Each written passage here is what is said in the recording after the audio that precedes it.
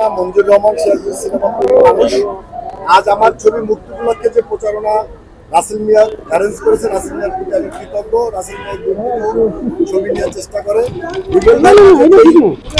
সাধনা যে ত্যাগ আমি দেখেছিলাম সেটা রাসেলের ভিতরে পেয়েছি।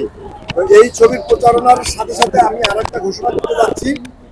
সেই 2000 সালের মাসুম পারভেজ রুবেল, তার সেই সাধনা, তার ভালোবাসা আমি রাসেলের ভিতর খুঁজে পেয়েছি। তো এই সমাবেশে আমি নতুন ছবির ঘোষণা দিতে যাচ্ছি।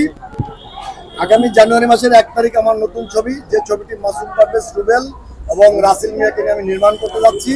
মঞ্জু ভাই একটি ডিফারেন্ট ক্যারেক্টার অভিনয় করবে, ছবিটির নাম টাইগার।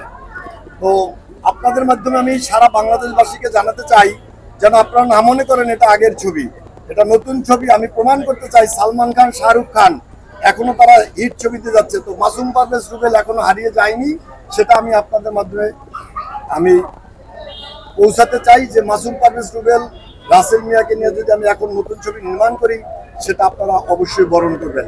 ধন্যবাদ।